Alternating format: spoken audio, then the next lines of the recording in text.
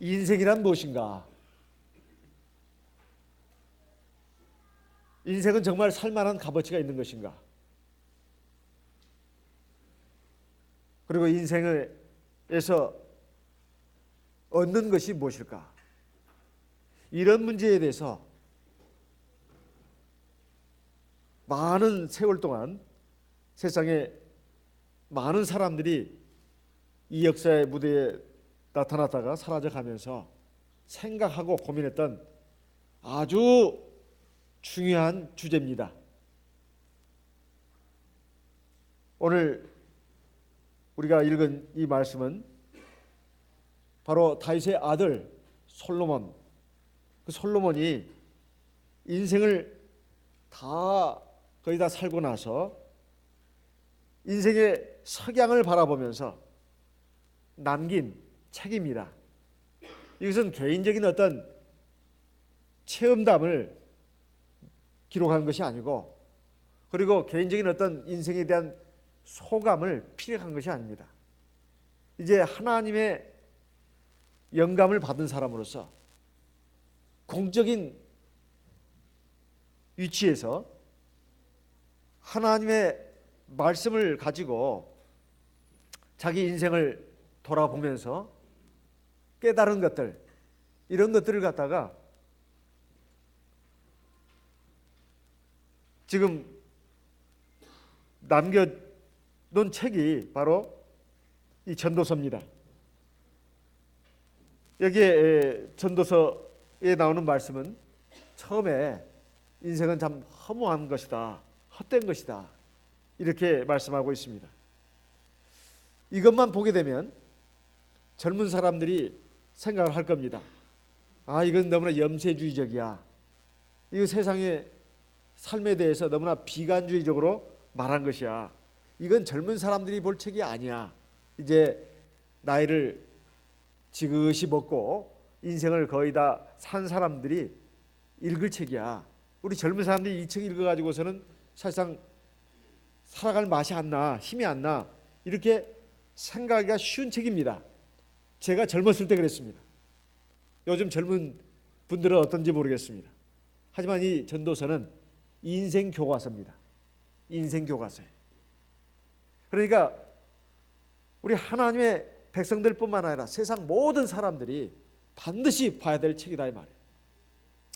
더군다나 그냥 그렇게 그럭저럭 살다가 한평생을 마감하고 쓴 그런 사람이 쓴 책이 아니라 인생에서 가장 영화로운 위치에 올랐었고, 그리고 온갖 쾌락을 다 맛보았고 체험했던 사람이 남긴 책이기 때문에 그만큼 더 값어치가 있고 또 신뢰만 합니다. 또 사실은 이것은 솔로몬의 입을 빌어서 쓰신 하나님의 말씀입니다.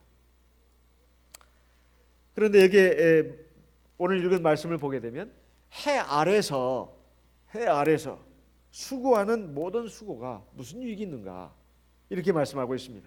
전도서에는 해 아래서 이런 말이 자주 등장합니다.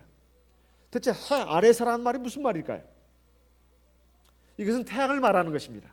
태양 아래 사는 인생들, 이것은 은유적인 표현입니다. 비유적인 표현이에요. 그러니까 해 위에 있는 삶이 있다는 것입니다. 해 위에 있는 삶을 전제로 해서 해 아래에 있는 삶을 신앙의 눈으로, 영적인 눈으로 조명을 해보면 이런 결론이 나온다는 뜻입니다. 그러니까 해 아래서의 삶이라고 하는 것은 하나님 없는 삶, 하나님을 떠난 삶, 하나님이 약속하신 영원한 하나님의 나라를 떠나서 그저 이 세상에서의 삶만을 바라본다면 그 실상이 어떤 것이냐, 이것을 밝혀놓은 것이다, 이런 말이에요. 그것을 본다면 정말 허무한 것이다, 이 말입니다. 허무한 것이다, 이게. 그래서 3절에 보면 해 아래서 수고하는 모든 수고가 자기에게 무엇이 유익한고, 이 유익이라는 말은 뭔가 일을 하고 장사를 하고 나중에 싹 계산을 해봅니다. 내가 들인 노력, 비용, 시간, 이것을 가지고 이제 내가 남긴 그런 것들, 그거 한번 비교를 해보는 거예요. 그러니까 수입과 지출을 비교를 해보는 겁니다. 지출에 비해서 수입이 없거나 오히려 지출이 많고 수입이 적으면 이걸 적자라고 합니다. 수입과 지출이 똑같으면 제로죠. 이게 무엇이 유익한고, 그 말은 남는 것이 없다 이 말입니다. 인생에서 수고와 시간과 노력, 비용을 들여가지고 온갖 삶을 산다 하더라도 결국 남는 것이 없다 이 말이에요. 그래서 헛되다고 하는 것입니다. 그럼 왜 헛된가? 그렇게 말해가지고 우리가 알아듣겠냐 이 말이에요. 그래서 이건 서러운 부분입니다. 이제 그 내용이 쭉쭉 이어져 나옵니다. 자기가 다 살아봤다는 거예요. 그리고 연구를 해봤다는 것입니다. 하나님은 솔로몬의 그 체험을 통해서, 입을 통해서 우리에게 진리를 말씀하고 있는 겁니다. 먼저 4절에 보게 되면 한 세대는 가고 한 세대는 오되 땅은 영원히 있도다. 이거 오해하시면 안 됩니다. 땅이 영원히 있다, 그거 아닙니다. 유한한 인생, 짧고 험한 인생과 비교해 봤을 때 인생들이 딛고 사는 땅이 굉장히 장구하다는 뜻이죠.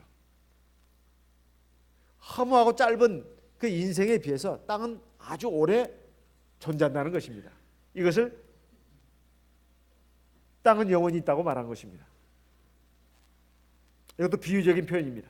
근데 한 세대는 가고 한 세대는 오되, 이 말은 우리가 인생을 몇십 년 살다가 결국은 떠나가는데 이것을 한 세대로 지금 말하고 있습니다.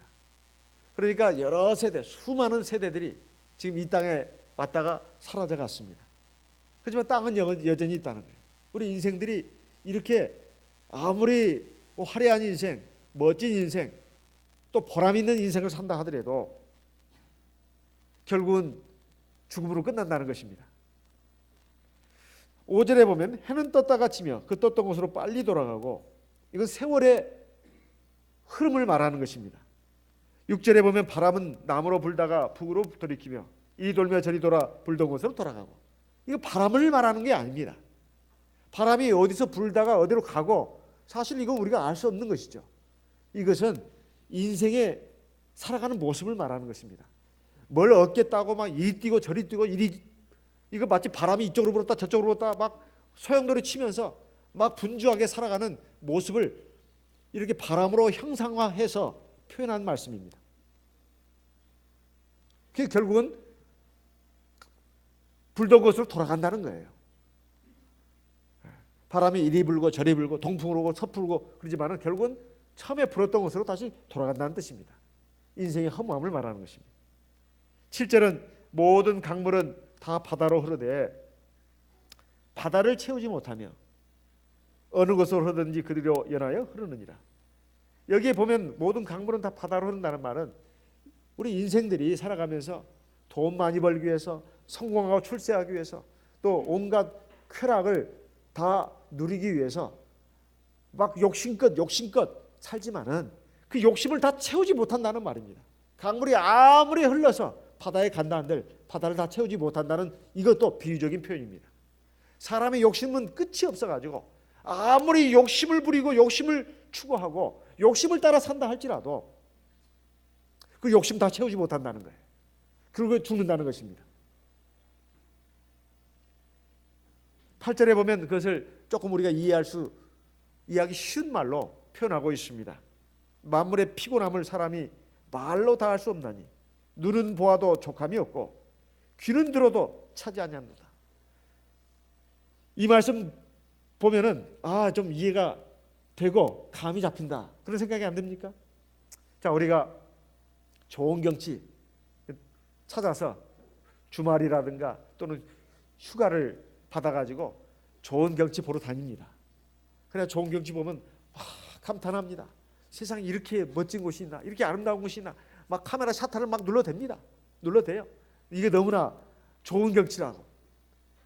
그래 저녁 때쯤 돌아오세요. 오세요.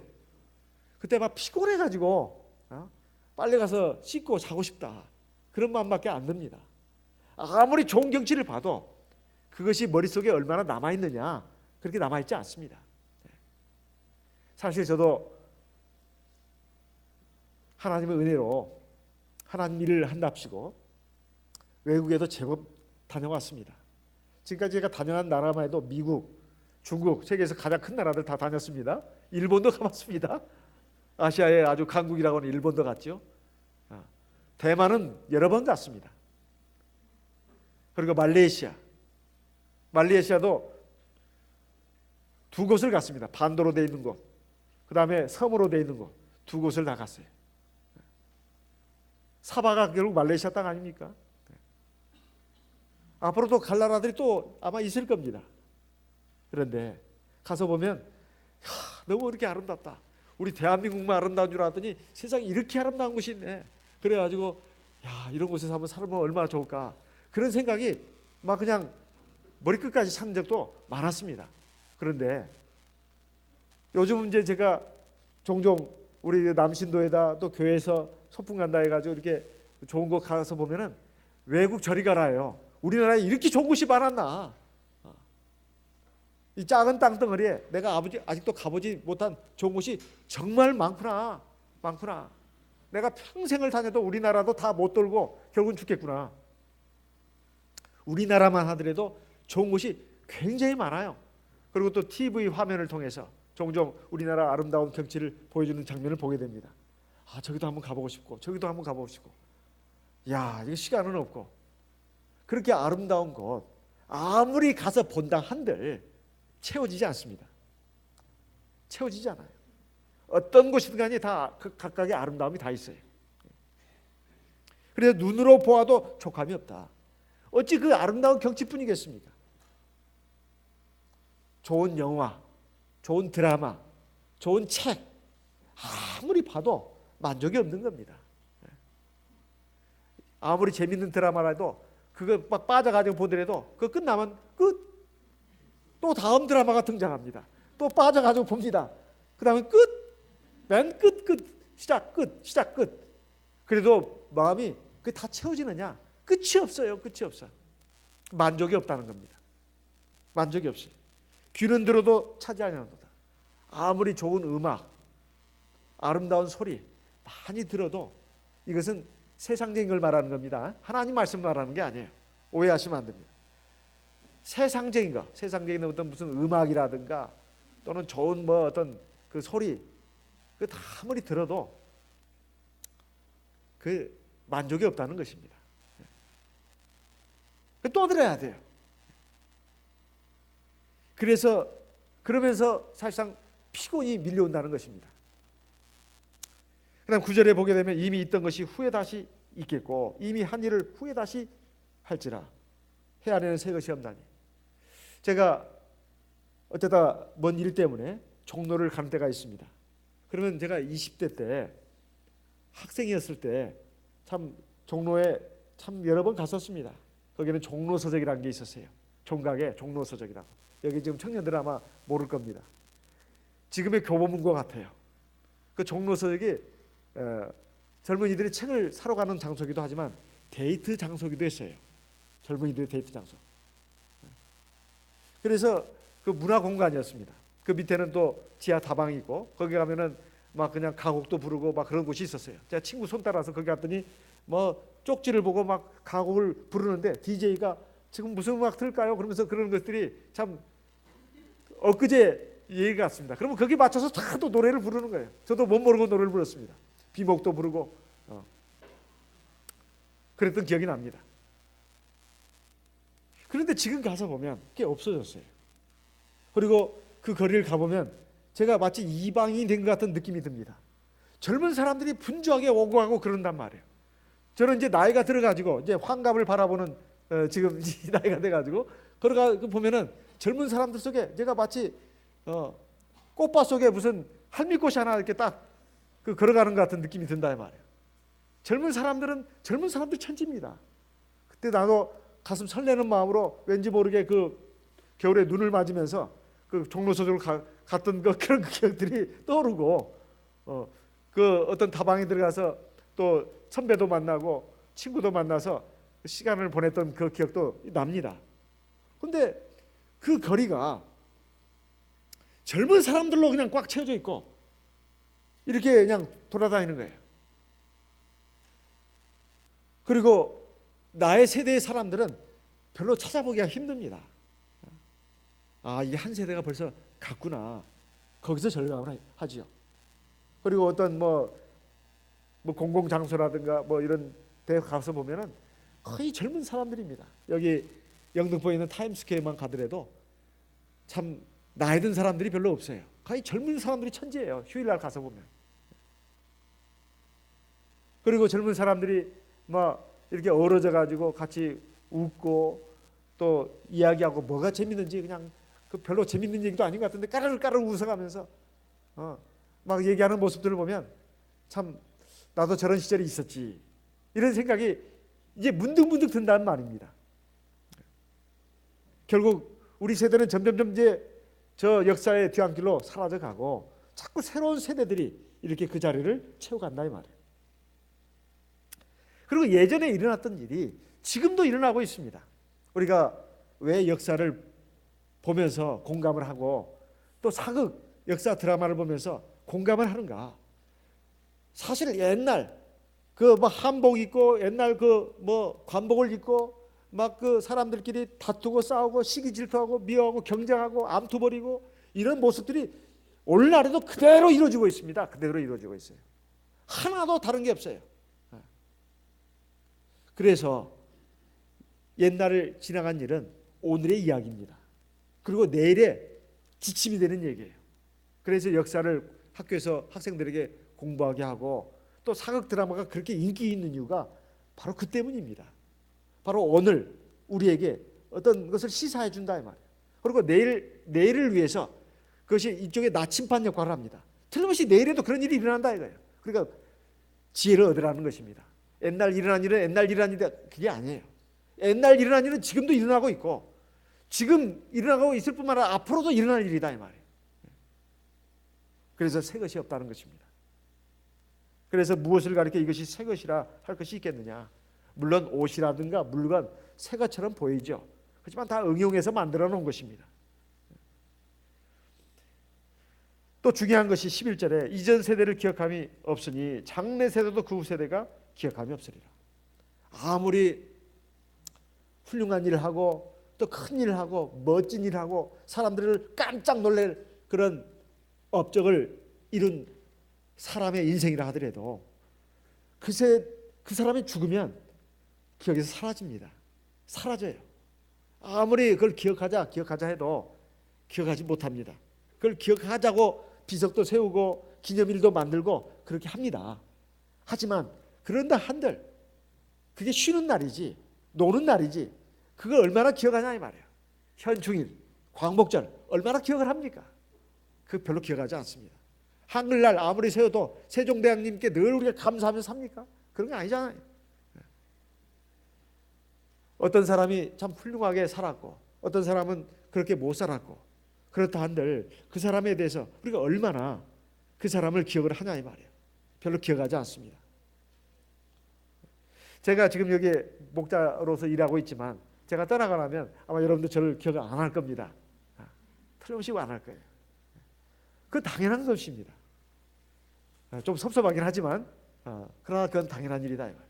그 다음 목자님도 마찬가지. 여러분도 마찬가지입니다. 여기 앉아있지만 여기에서 점점 사라져갑니다.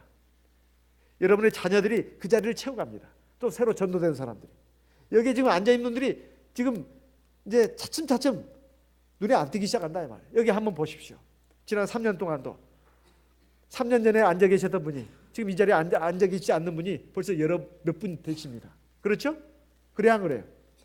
지금 짧은 3년 기간에도 그렇다 이 말이에요. 앞으로 10년이면 어떨까요?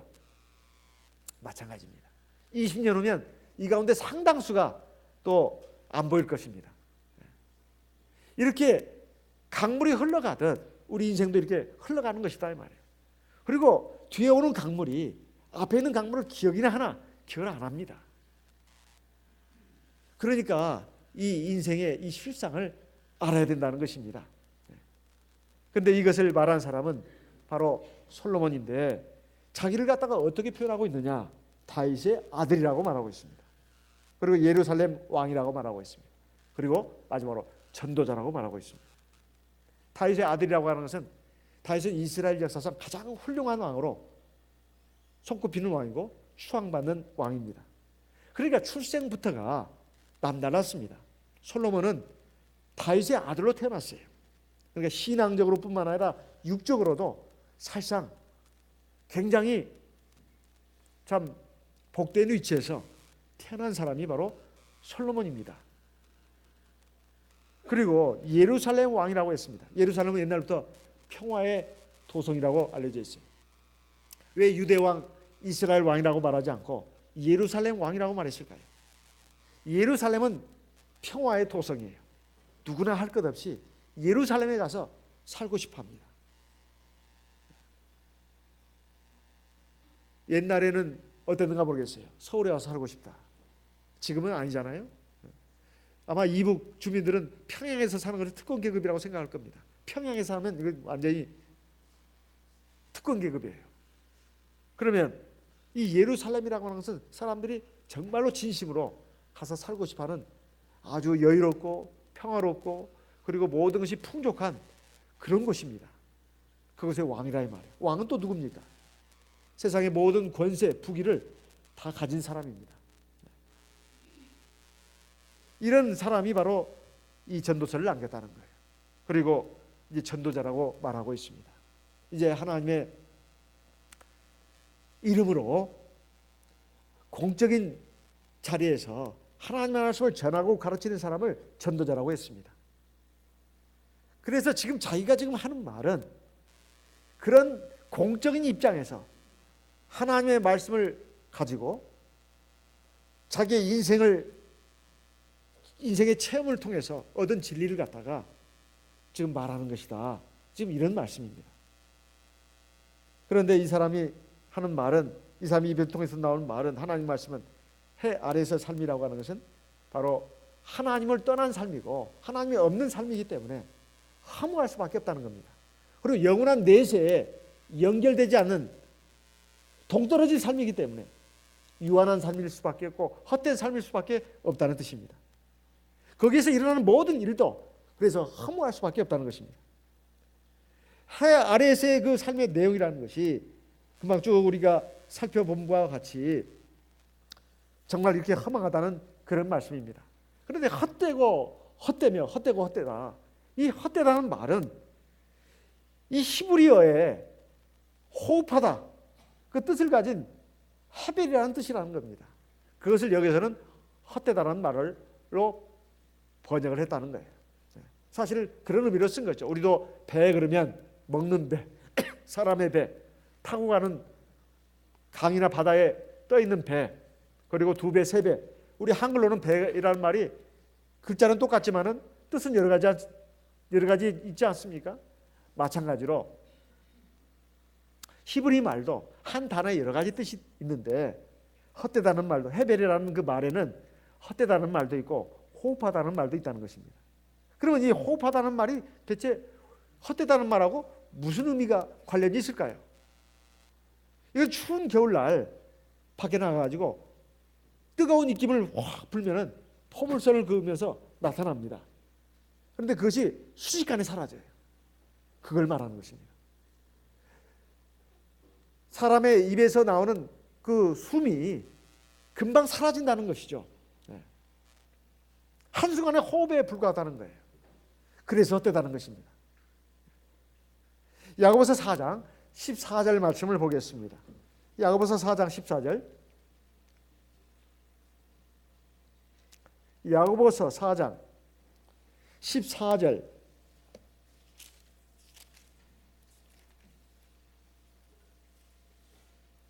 내일 일을 너희가 알지 못하는도다.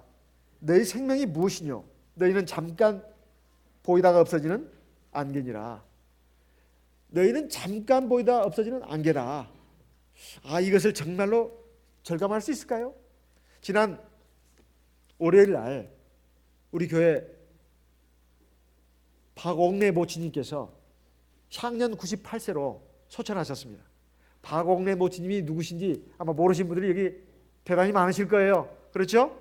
박옥래 모치님이 누구신가?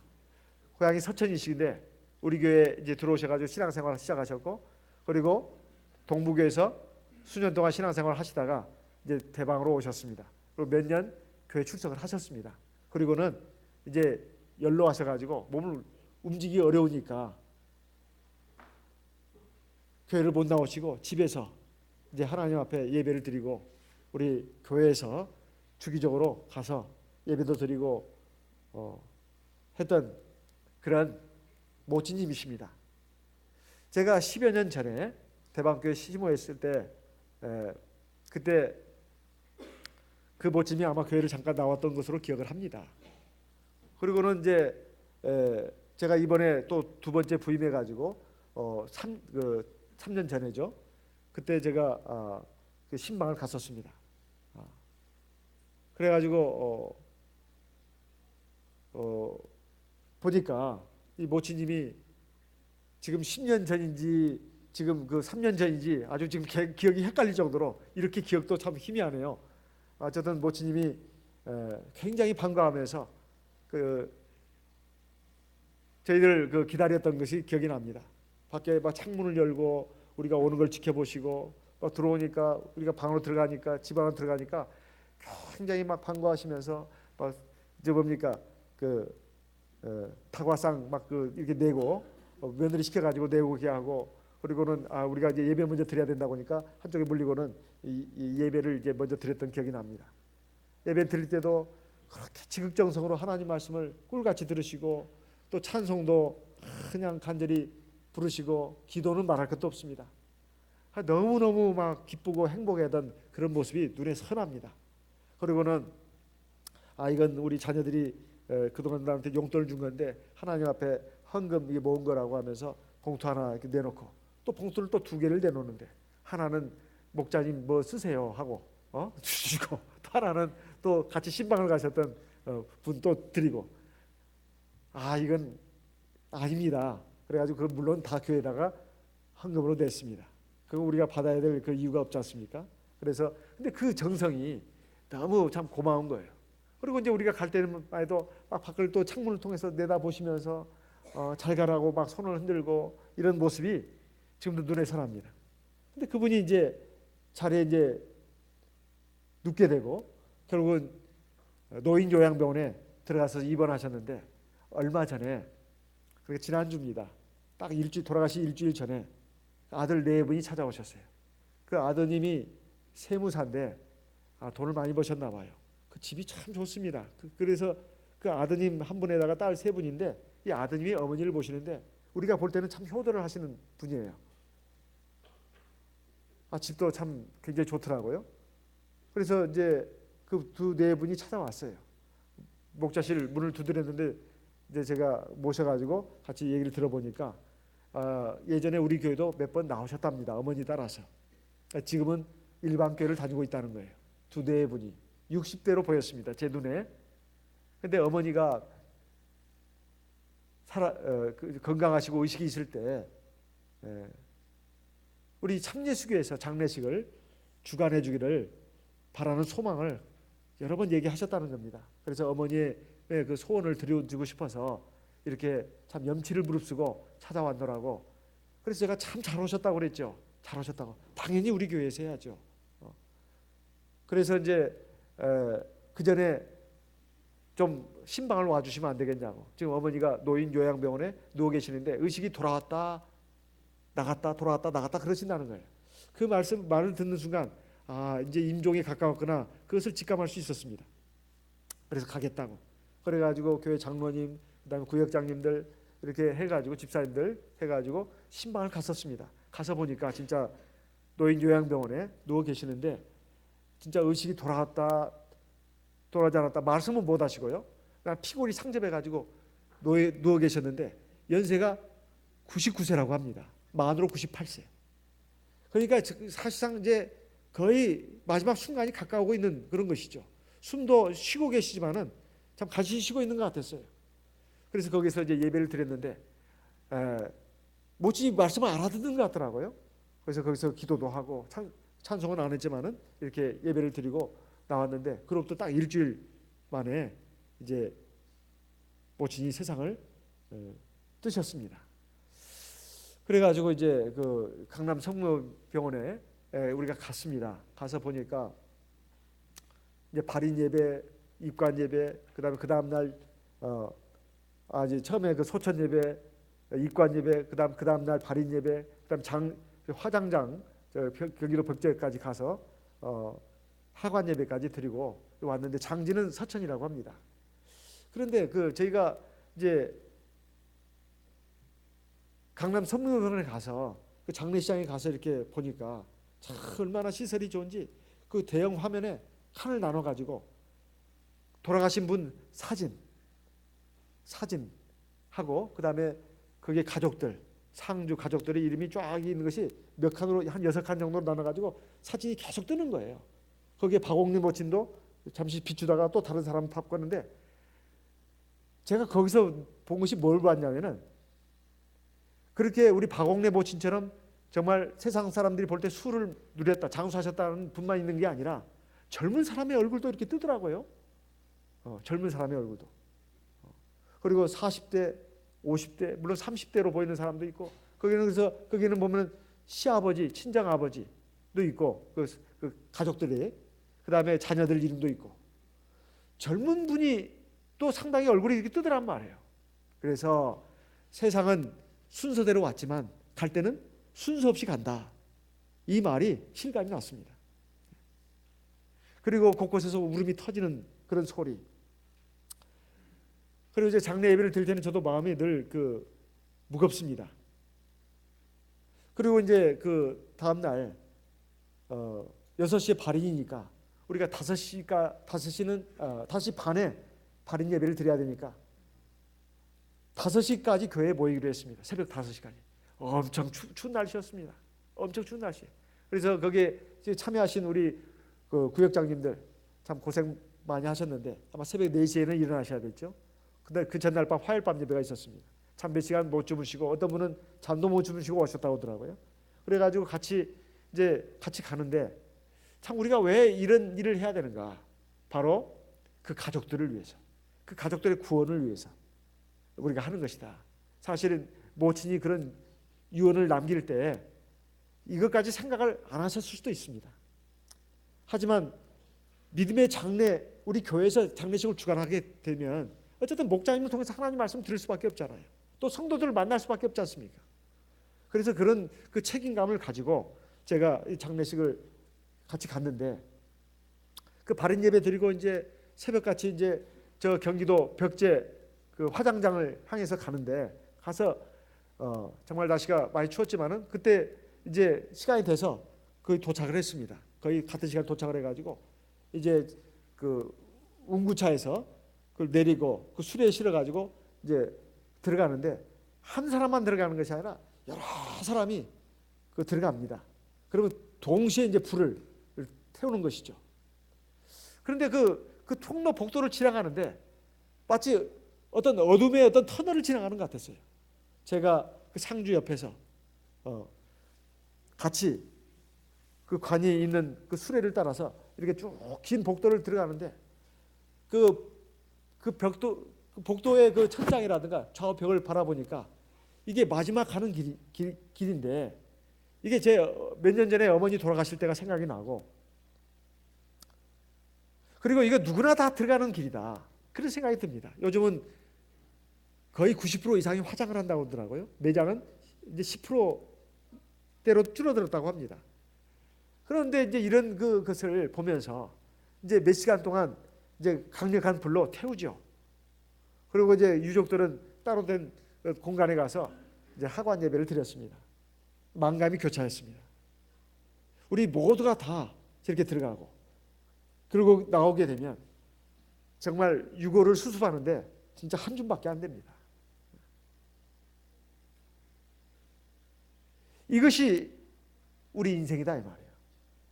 근데 왜 우리가 그렇게 그것을 뻔히 알면서도 그 말만 나오면 기분 나빠하고 다 불쾌해하고, 그래서 남의 일인 양 생각을 하고, 이건 또 뭐 훗날 일어날 것으로 생각을 한다 이 말이에요. 인생은 금방입니다. 98세를 살았다 하더라도 금방이다 이 말이에요. 굉장히 빠릅니다. 지금 제가 살아온 날을 보더라도 그렇습니다. 여기 계신 분들은 아마 마찬가지일 겁니다. 아마 하룻밤의 꿈처럼 느껴질 것입니다. 얼마 전에 신문 기사에서 본 내용이 참 의미심장했습니다. 어떤 굉장히 큰 재력가가 있었는데 그 집에서 이제 무슨 공사를 하다가 인부들이 큰 금덩어리를 많이 들어있는 금괴짝을 발견했어요. 보니까 이 금막대기가 있다면서요, 요즘. 예? 금막대기. 그것이 너무 많이 들어있었는 거예요. 인부들이 그것을 나눠서 가져갔습니다. 그것이 근데 이게 탄로가 났어요. 근데 어떻게 그런 일이 일어났나 했더니 그 주인장 어른이 치매가 걸린 거랍니다. 치매가 걸려가지고 자기가 금괴를 만들어 놓는 거, 그리고 어디다 숨겨놓은 것을 잊어버린 거예요. 깜빡 잊어버린 거예요. 치매에 걸리면 다 잊어버리지 않습니까?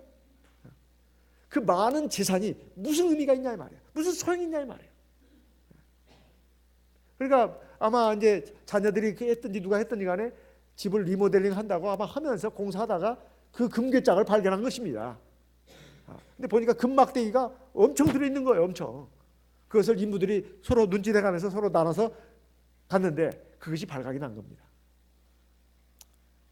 아, 세상에 돈 많은 부자는 금괴짝도 갖고 있구나. 그렇게 생각하시면 그것은 끝입니다. 지혜가 없는 거예요. 우리가 믿음의 눈으로 그것을 볼 수가 있어야 됩니다. 아, 인생이 이런 거구나. 아무리 돈 많이 벌어서 금괴짝으로 만들어놔도, 금덩어리로 만들어놔도 이게 다 쓰지도 못하고 죽으면 죽는다. 그래서 인생에 대해서 너무 우리가 욕심을 부리거나 그래서는 안 된다는 것입니다. 그러면 헛되다고 했지만 성경은 우리에게 정말로 허무하고 헛되고 다 헛된 것일 뿐인가? 그렇지 않다는 겁니다. 정말 무엇이 영원한가? 무엇이 정말 의미 있고 가치 있는가? 그리고 무엇이 새로운가? 이것이 바로 오늘 말씀에 대한 답입니다. 자, 이렇게 영원한 것이 없다고 되어 있는데 영원한 것이 있다는 것입니다. 첫째는 하나님입니다. 하나님이야말로 영원하신 분입니다. 히브리서 13장 8절 말씀을 보겠습니다. 히브리서 13장 8절. 히브리서 13장 8절 말씀을 보겠습니다. 예수 그리스도는 어제나 오늘이나 영원토록 동일하십니다. 예수 그리스도는 바로 하나님 아닙니까? 하나님만이, 즉 예수 그리스도만이 영원토록 살아계시는, 영존하시는 아버지입니다. 그래서 이사야 9장 6절에 한 아기, 한 아들을 우리에게 주신 바 되었는데 그는 전능하신 하나님이고 영존하시는 아버지라 그랬습니다. 영존, 영원히 존재하는 아버지 하나님, 그분이 바로 예수 그리스도다, 이런 말씀입니다. 두 번째는 하나님의 말씀입니다. 천지는 없어지겠으나 내 말은 없어지지 아니하리라. 마태복음 24장 35절에 주님의 말씀이 나옵니다. 천지는 없어지겠으나 내 말은 없어지지 아니하리라. 즉 예수님의 말씀, 하나님의 말씀은 영원합니다. 이사야 40장 6절로 8절 말씀을 보겠습니다. 이사야 40장 6절에서 8절까지 말씀을 보겠습니다. 이사야 40장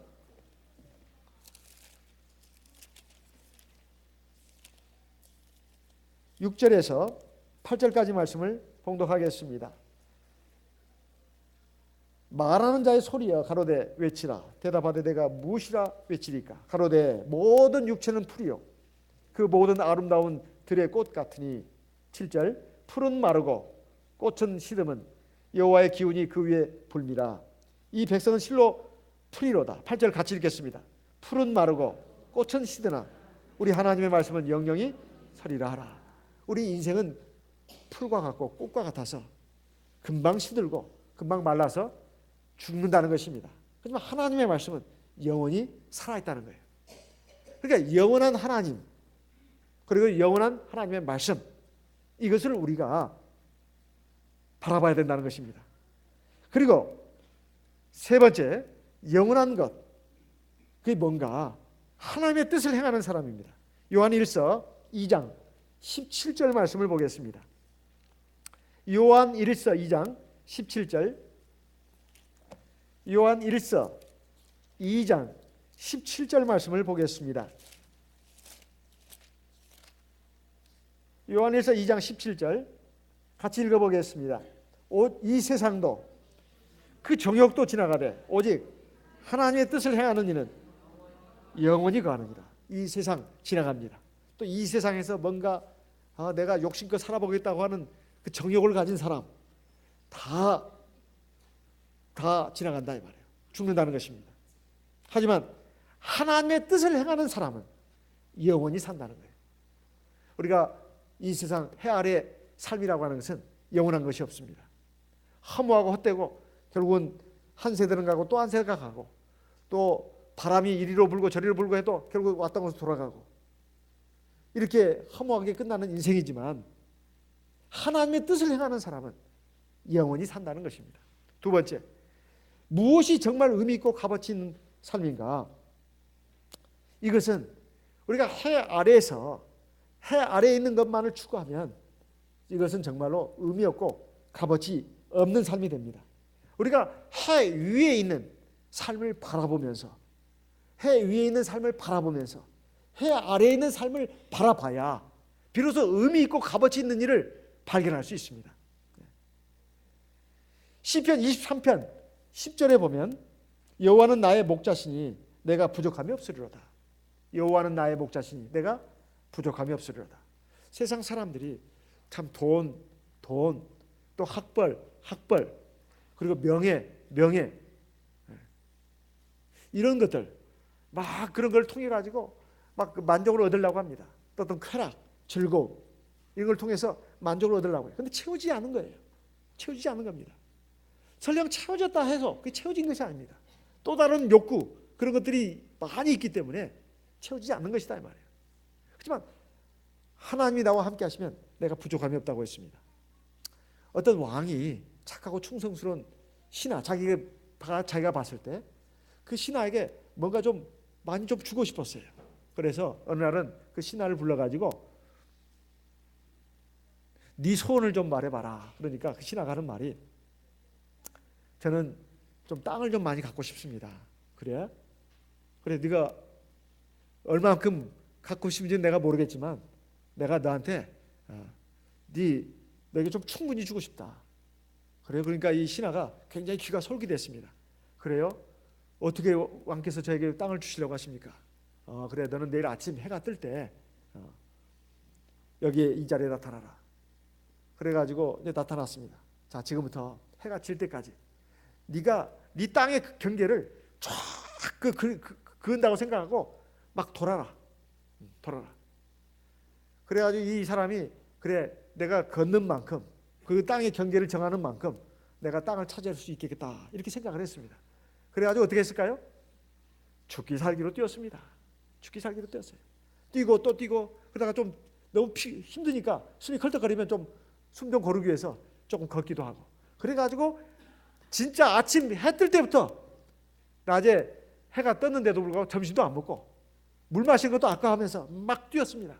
뛰고 또 걷고 빠른 걸음 뛰는 걸음 그래가지고 막 뛰어가지고 이제 해가 거의 이제 막 질 때가 되는데도 이 신하가 안 돌아오는 거예요. 세상에. 근데 해가 정말 서산에 넘어가기 직전에 이제 그 신하가 왔습니다. 와가지고 보니까 완전히 그냥 지칠 대로 지쳐가지고 그래가지고 막 비틀거리면서 왔는데 왕 앞에 딱 도달하면서 왕이시여 이제 드디어 제가 여기 왔습니다. 그거는 쓰러지더래요. 그래가지고 어떻게 될까요? 꽥 죽더라는 겁니다. 꽥은 제가 낸 소리입니다. 죽은 사람이 꽥 소리 낸다면 이것도 살아있는 힘이 있는 것이죠. 꽥 소리도 못 내고 죽었다 이 말이에요. 그래서 어떻게 했을까요? 왕이 그 사람을 그 자리에다 묻어줬습니다. 그 사람에게 필요한 땅은 뭐요? 그 사람의 몸이 들어갈 그 정도의 한 평의 땅에 불과했습니다. 사람이 세상을 살아가면서 어느 정도의 땅이 필요할까? 자기 시신 들어갈 정도의 땅밖에는 필요하지 않다는 것입니다. 이건 정말 우리에게 많은 깨달음을 주는 그런 예화입니다. 사람에게 필요한 것은 정말로 그 한 평의 땅, 아니 요즘은 그것도 필요 없어요. 화장을 하니까. 화장을 해가지고 이제 뼈가루, 한 줌의 뼈가루가 되면 이것을 봉분에다 어떤 그 함에다 넣어가지고 그냥 이렇게 안치를 합니다. 사실은 땅도 필요 없는 지금 우리 인생이다 이 말이에요. 인생은 짧은 것이 문제가 아니라 뭐가 문제인 줄 아십니까? 인생은 짧아서 문제가 아니라 인생에서 정말 소중한 거, 값어치 있는 것을 너무 늦게 깨닫는 데 문제가 있는 것입니다. 인생의 문제는 인생이 짧고 허무해서 문제가 아니라 정말 소중한 거, 값어치 있는 것을 너무 늦게 깨닫는다는 데 문제가 있는 것이다 이 말이에요. 그리고 무엇이 새로운 것인가? 세 번째, 해 아래 새 것이 없다고 했는데 우리 주님 안에 있으면 우리가 새로운 피조물이 됩니다. 그리고 모든 날마다의 삶이 그냥 기대가 되고 어떤 설레임 속에서 하루하루를 맞이하게 됩니다. 아, 오늘 하루도 하나님 주셨네. 또 영원한 나라를 바라보면서 이 유한한 이 세상의 삶이라고 하는 것은 영원한 나라와 연결되어 있기 때문에 영원한 나라와 연결된 삶을 내가 지금 살고 있는 겁니다. 그러니까 허무하지 않아요. 오늘 하루 허무하지 않습니다. 아, 설레는 마음으로 맞이할 수 있어요. 이 하루의 삶이 영원과 연결되어 있다 이 말이에요. 우리는 새 하늘과 새 땅에 대한 소망이 있습니다. 베드로 후서 3장 12절과 13절에 보면 우리는 새 하늘과 새 땅을 바라본다고 했습니다. 고린도 후서 4장 16절에 보면 우리의 겉사람은 후패하나 속사람은 날로 새로워진다고 했어요. 이것은 하나님 안에 있는 사람의 삶의 모습입니다. 하나님 안에 있는 사람은 비록 육체는 나이 들면 피부도 노화되고 모든 신체 기능이 떨어집니다. 하지만 그 속사람, 그 영혼, 마음, 인격은 날로 성장한다 이 말이에요. 그리스도 안에 있을 때 그런다는 것입니다. 그리스도 안에 있을 때. 하나님 말씀 그리고 성령의 기도 이 가운데서 그 사람은 날로 새로운 피조물로 자라가고 완성되어 나간다는 뜻입니다. 자, 생명의 주 예수님과 사랑의 관계 속에서 이 세상의 삶을 사는 사람, 그런 사람에게는 나를 눈동자처럼 지켜주시고 영생의 나라로 인도하실 그 하나님이 계시기 때문에 우리는 그런 사람은 인생의 함울을 극복할 수 있습니다. 그리고 하나님의 풍성한 은혜 가운데서 살 수가 있다 이 말이에요. 비록 헛된 삶이지만 하나님 때문에, 하나님 말씀 때문에, 또 하나님이 약속하신 그 나라 때문에 우리는 허물을 넘어서서 충만한 은혜 가운데로 들어갈 수가 있습니다.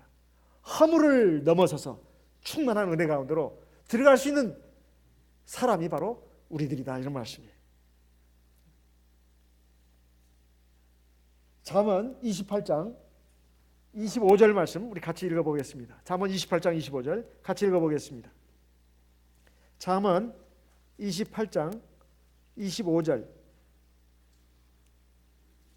잠언 28장 25절 말씀 같이 읽어보겠습니다. 마음이 탐하는 자는 다툼을 일으키나 여호와를 의지하는 자는 풍족하게 되느니라.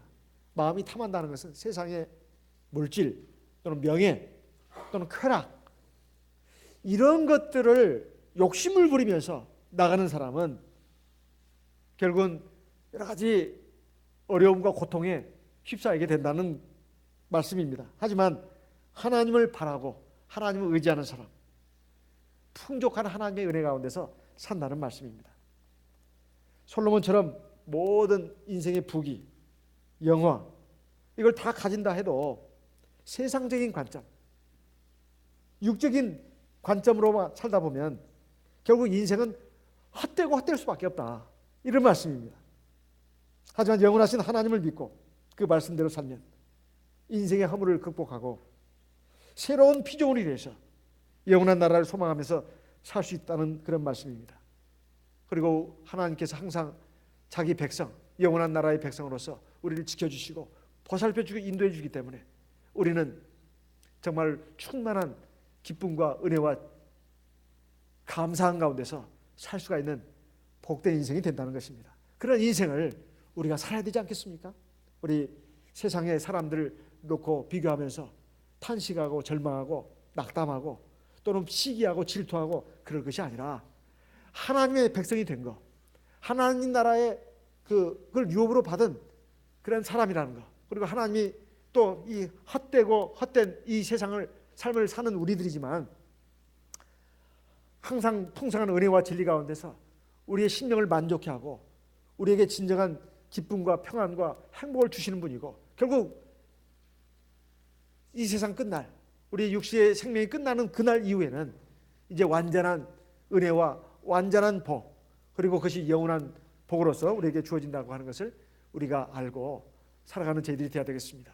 세상에 대해서 욕심 부리고 집착하고 거기에 또 시기 질투하고 미워하고 다투고 그리고 경쟁하고 이런 그런 삶을 살다가 결국은 바람처럼 사라지는 이 세상 사람들의 모습을 보면서 우리는 교훈을 얻어야 되겠습니다.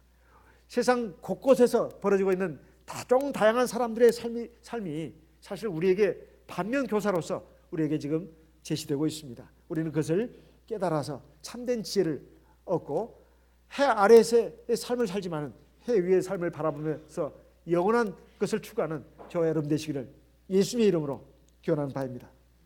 다 같이 묵도하겠습니다.